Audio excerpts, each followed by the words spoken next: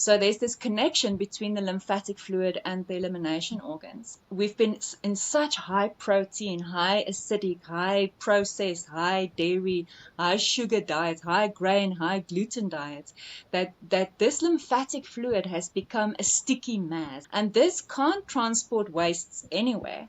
And if your elimination organs are surrounded by this sticky mass, it's also not functioning, it's not draining anything. So now you're accumulating the wastes of 100 trillion cells.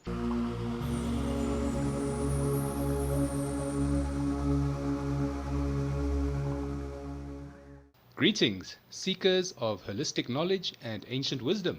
This is your show, Ancient Wisdom with Indigo Jedi. Today we talk about the ancient practice of detoxing your body, getting rid of the toxins and getting rid of all those nasties that are stuck in our body.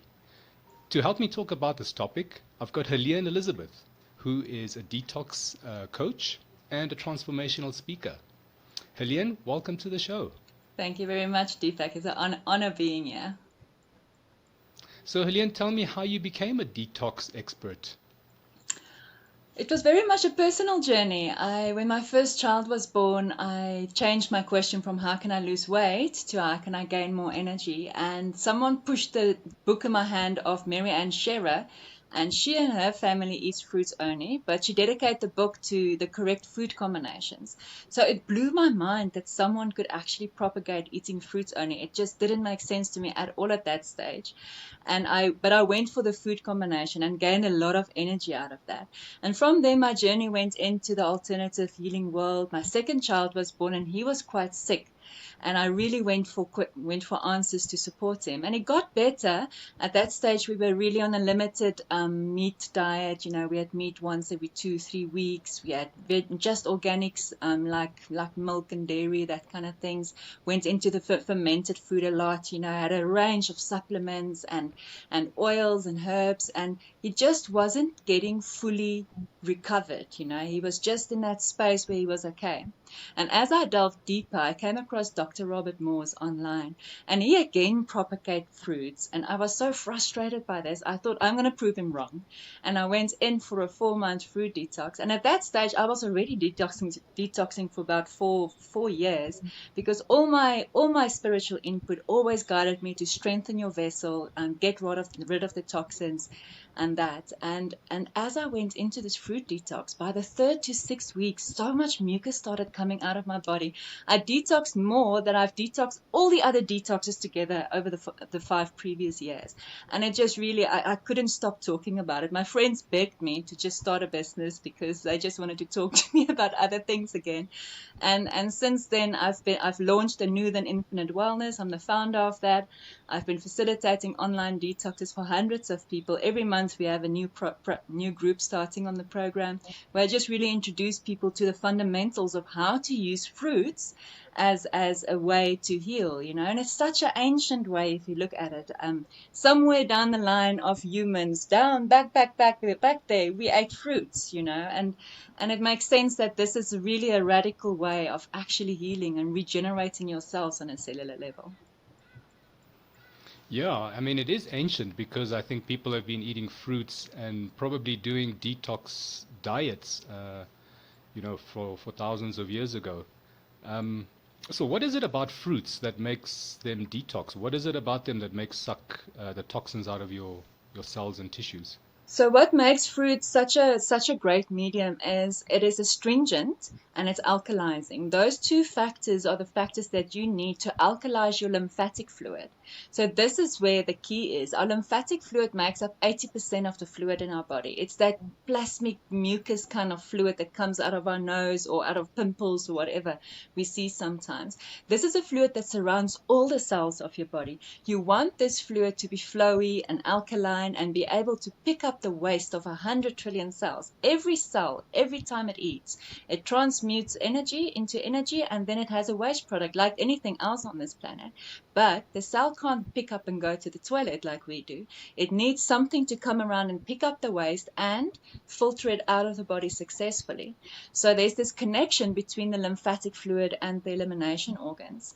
What I found is post-World War diet, this is now 3rd, 4th generation post-World War that we're sitting, we've been in such high protein, high acidic, high processed, high dairy, high sugar diets, high grain, high gluten diets, that this lymphatic fluid has become a sticky mass. It has literally gone to that snotty yellow stuff that you get, or the really dry stuff that you sometimes have to pick from your nose. That is what a dehydrated lymphatic fluid looks like.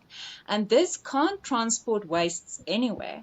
And if your elimination organs are surrounded by this sticky mass, it's also not functioning, it's not draining anything. So now you're accumulating the wastes of 100 trillion cells. And whatever you eat either leaves an alkaline or an acid ash, one of the two. There's no in between. It either leaves an alkaline or an acid ash. And if it can't leave the body, if it's an acid ash and it can't leave the body, it is furthermore acidifying your body. So most people are really sitting in this space where all of their diseases, so-called diseases, are actually rooted in the fact that they're sitting with a stagnant or a really congested lymphatic fluid that has no way of leaving the body successfully. So when you start eating an alkalizing food like fruits, it actually starts alkalizing this fluid again, and until that fluid becomes flowy, and soon enough your kidneys will start filtering, and then this fluid is drained successfully out to the outside world, and you're not accumulating any toxins anymore. Now you can actually withstand even modern toxins, but because the intelligence of this body is so amazing, even modern like air pollution or whatever that enters your body will simply be eliminated within 48 hours if the exits are open and the river is flowing. Wow, that's really deep to understand that, because I've always understood the kidney and the liver and the lymph system. They're like sort of the filters of the body. But you've taken it a layer deeper and said, well, the lymph system has to be flowing and needs to be alkaline so it can remove the waste that the cells are excreting and then get it to those lymph nodes. And then from there, I guess it will get out of the body somehow. Mm.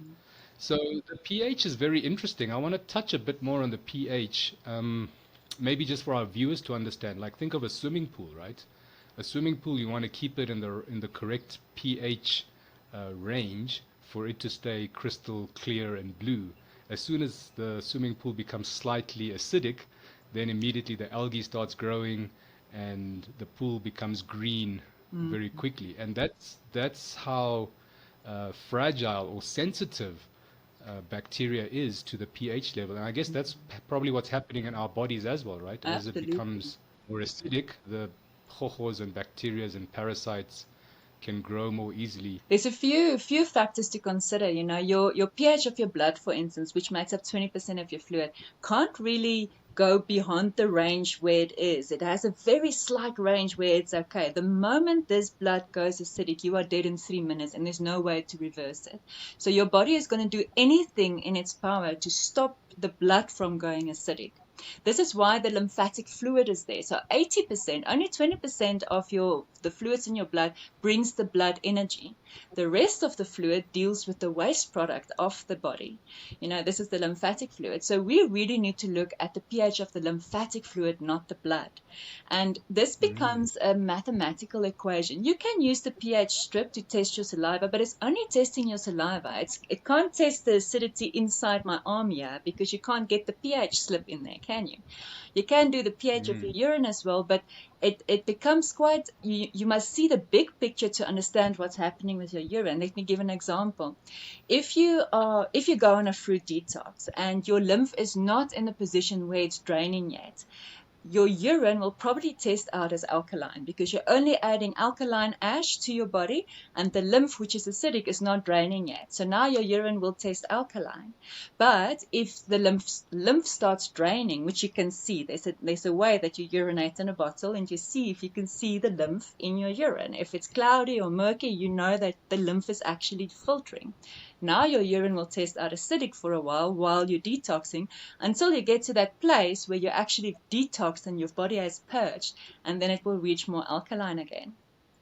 So knowing if you are acidic in the inside or not is firstly a mathematical equation in a way. If you keep on eating acid ash forming food, which on our Western diet, about 95% of the food are acid ash forming food. If you keep on consuming acid ash forming food, the equation is your inner environment will be acidic, especially if your kidneys are not filtering successful yet. Of the hundreds of people I've helped, only a handful of people's kidneys was filtering when I met them. This is where we're sitting as a society on this planet, Western society. I can't speak for all societies, but the society that's surrounding me, that I'm viewing, I haven't come across a group of people that is sitting with filtering kidneys. Most of the people around me in South Africa is very acidic and sit with kidneys that are not filtering. So the pH is an understanding that you need to apply to your body. There's another factor that plays a role. If you eat complex structured food, your body will instigate an acidic digestive process, which is now where the small intestines and the stomach creates the hydrochloric acid and the pepsins that's necessary to break down the complex structure. This is not digesting the complex structure. This is breaking it down so that it then reaches the small intestine and digestion can start there. If you eat simple structured food, the body instigates only the alkaline digestive process, which is with the enzymes in your saliva. So that's why chewing is so important. If you really take time and chew your food well, there's a lot of enzymes that go with your food to your stomach. In this case, the stomach is just an holding bag, and the food digests. It doesn't break down, it digests in the stomach, and only halfway of the digestion continues into the small intestine. This is a much more effective digestion, and it doesn't leave acids in its wake. So this is where the mathematical equation comes in. And then the rest of the mathematical equation is that if the acids are not leaving your body, where is it? It's accumulated. It is in the lymphatic fluid. And if you go look at the nature of acids, it is corrosive, which means it breaks things down.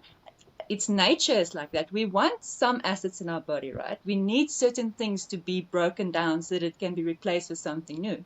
So it's not that we want to be 100% alkaline either. You will die. GUNK is also alkaline, right? So you need to have that balance where you have about 20% acidic and 80% alkaline in your body. When we're detoxing, we actually eliminate all acid ash forming food. We just bring an alkaline ash forming food because we've got so much acids inside of us, But as you get to that place where you yield, you bring in that balance of 80-20, where you bring in the healthy complex structured food that brings in the healthy acids like phosphorus that you need to build your bones with, manganese and all these kind of things. They are all acidic. And we need them, but in small amounts. In our current state in our society, we're sitting in the opposite. We're sitting with 80% acids, 20%, if we're lucky, alkaline. I would say most of us 95-5 if you really look at the mathematical equation of it. Yeah, you raise a good point because I've seen on the pH food charts, like all the meats are very highly acidic, processed foods, obviously, processed sugars. I think even coffee is highly acidic. Yeah. And when I look at the diet of the present day Western person, yeah, I'm not surprised that they're sitting in such a acidic state.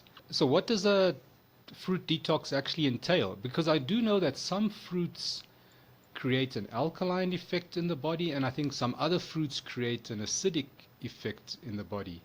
Maybe you can just give us a broad overview of that. There's only a very small amount of fruits that creates an acidic ash. Modern blueberries are one of them, and unripe pineapples would be one. Also, a veggie fruit, your tomatoes, would leave an acidic ash. But that's about it. The rest of our fruits and plants, especially plants that you could eat raw, that's sort of the rule of thumb.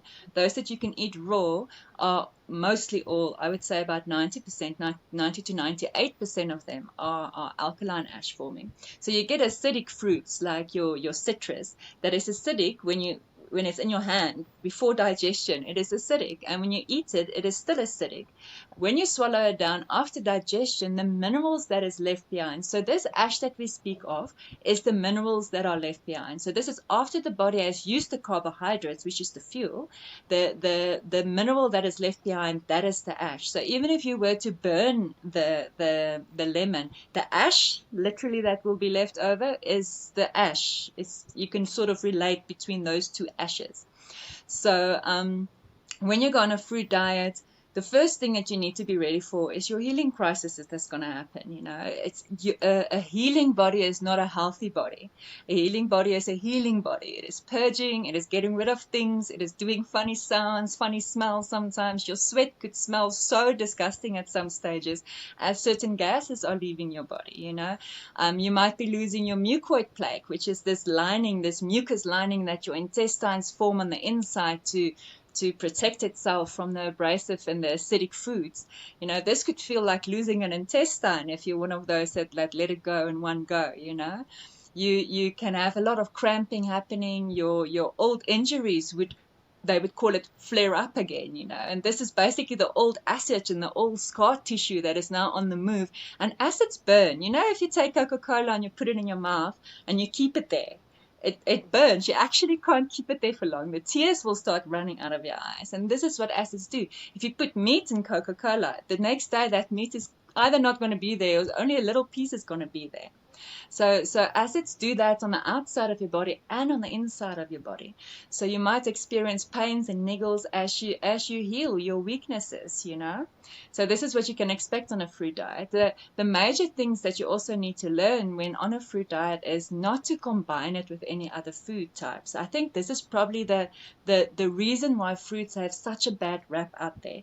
If someone had a big breakfast with bacon and toast and whatever, and they have the orange juice and they have heartburn, what do they taste? The orange juice, right? So now it's the orange juice that's the bad culprit here. But in the meantime, it was the bad food combining that was the bad culprit.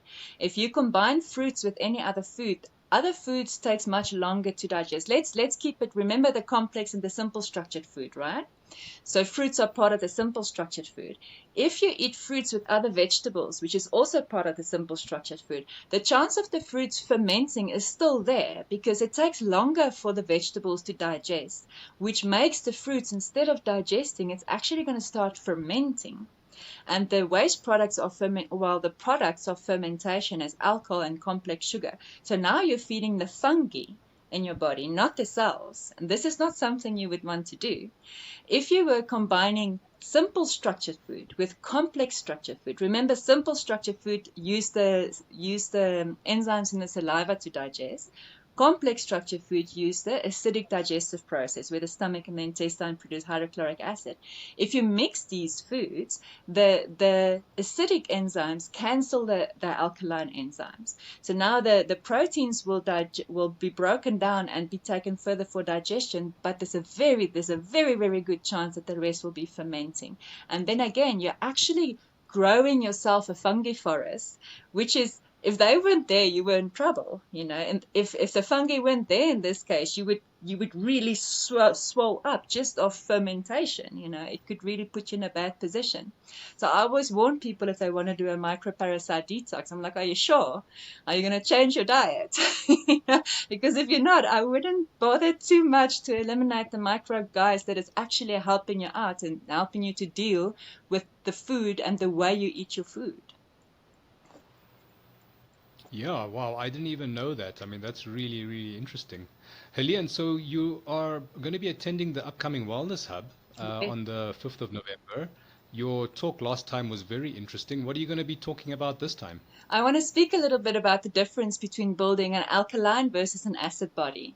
I think there's a lot of people out there that are so scared of going into the plant world because they're really scared of losing muscle. They've seen other vegans and vegetarians walk around that are really scrawny and really skinny, and people don't always want to go there. They want to keep their muscle if they want to keep their muscle, if they want to bulk up. And you can bulk up like a gorilla on fruits. Other plants do. We do. The gorillas even eat leaves and that with the greenery. There's more amino acids in the greenery, but we don't use the greenery to detox. We first want to detox so that our cells can regenerate. And then as the cells are strong and regenerated, we bring in the green that even help us to build better. But I don't want to give away too much of that, so I'm really looking forward to that talk. Yeah, I'm looking forward to it as well because I have only been vegan or vegetarian for 5 years. And as soon as I changed my diet to more vegetables and I found my right diet, I lost about 10 kilograms and I haven't been able to put it back Mm, um, since then. So this would be very mm, interesting to understand how that actually works. It's most probably lymph that you lost, eh? More so than muscle, depending on your food combinations. Food combinations, I think, is probably the thing that people understand least. Doesn't matter Yes, what diet you're on, if you have the correct food combinations, you will be much healthier. yes. So I wanted to touch on something you mentioned earlier about, when people go on a detox, they are gonna go through a purging process, right? The body is getting rid of all the stuff that the detox is sort of Mm, stimulating, and that's very similar to homeopathy. So when I was studying homeopathy, they speak about a pull out when you mm. start giving people the homeopathic remedies, and a pull out is exactly, I guess, like a detox purge in a way. But we advise the patient or the client that you are gonna feel worse, but that is a sign that the thing is working, that Mm. the detox or the treatment is actually working because you're getting rid of these things. And it's about balancing that level where it's not so uncomfortable that the patient has to rush to the doctor, but Mm. they're able to tolerate this uncomfortable feeling, but aware, that they're cleansing their body. Not Yeah? everyone feels horrible. Hey, I didn't have bad healing crises. I had a lot of mucus coming out of my lungs. I was coughing a lot, and it was a productive cough, so I had cups of mucus coming out. But I didn't feel bad. I only realized that Yes. certain people find themselves in a space where certain glands or organs are so and in such a bad space when they start healing that they might suffer with really low energy levels for a while until it is sorted out, or they might then experience pains as there's certain parts of their body. So not everyone is in that boat. Many people actually are only experiencing the better ship. It's just like it's just getting better every day in a way. So it's also not this, Yeah. and the healing crises are usually also short lived. There's one group of people that have a long kind of 6 week healing crisis, and that's the ones that's got really low kidney and adrenal function.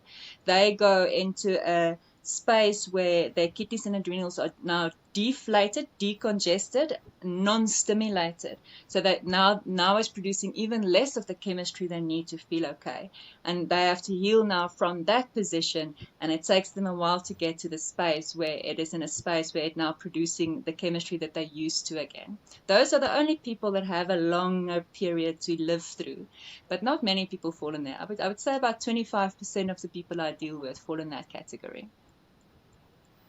So, Helene, I wanted to ask one last question before we wrap up.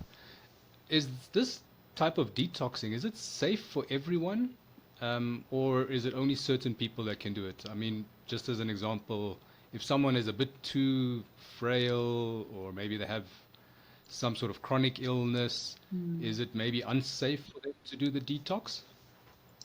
Um, because it's a radical detox, not everyone has to go for fruits only. The ones that definitely should go for it, even if it's going to be a painful detox, are the ones that's on deathbed, or very far evolved cancer cases, or if you find yourself in a really bad space where you're really suffering of the symptoms that's happening to you, then don't even think twice. Dive in, go for the fruit. Your healing crisis is not going to be worse than what you're already experiencing, and it's going to get you out of there much faster than anything else I've seen on this planet. Then there's this space where if you're in a good space, you don't really have symptoms niggling you. The ideal would be to actually bring in a lifestyle change and not just dive in and detox and dive out into your normal life again, but really actually take it slower, rather start cutting out the things that's really not that good for you, like animal protein, animal products, like your processed food, your coffees. First eliminate that, get used to that level, bring in more fruits in the right combinations, and then start eliminating the cooked foods more. Work yourself into a space where you don't have to go for the radical healing. But I won't say it's unsafe for anyone. I think the only rare cases it could put people in disposition if they have really odd injuries that's healing fast, that could give them too much discomfort to deal with. I've had a couple of cases like that I said to them, okay, so just stand back a little bit, bring in a little bit of veggies, and just stabilize a little bit before you go in again for your healing. And then there's that very magical elements of the herbs that we bring in. I've designed herbal formulas based on my mentor's recipe as well, that really goes such a long way in supporting you going through the healing crisis. Yes, the herbs bring some elements of healing themselves, but you won't heal on only herbs. You heal on only fruits. That's a guaranteed. I've never seen anyone not heal when they go for fruit only. But now, as you enter this space of healing that's not always comfortable, the herbs help so much to help with the elevation of the energy levels, to just help certain organs and systems that's really going through a tough time and support it. So that's where the herbs comes in and plays a huge role. And of course, the herbs are also applied for the parasite cleansing and the heavy metal detox as well. Wow, Heleen, thank you. That was so informative, and I learned a lot as well. And I'm, Beautiful. in the alternate health industry, and I've learned so much about the alkalinity, acidity, the lymph system. I really hope our viewers have also enjoyed this talk. Guys, I'm going to leave Heleen's details below this video. You can get hold of her. She's going to be at the Wellness Hub in a month. Come watch her talk, interact, learn more about it. And I'm definitely convinced to join one of these months on Heleen's monthly detox. This is something I definitely need. So if you guys are interested, get her details below, find out about the monthly detox, come in, join, clean your body, and rejuvenate your life. Heleen, thank you for your time.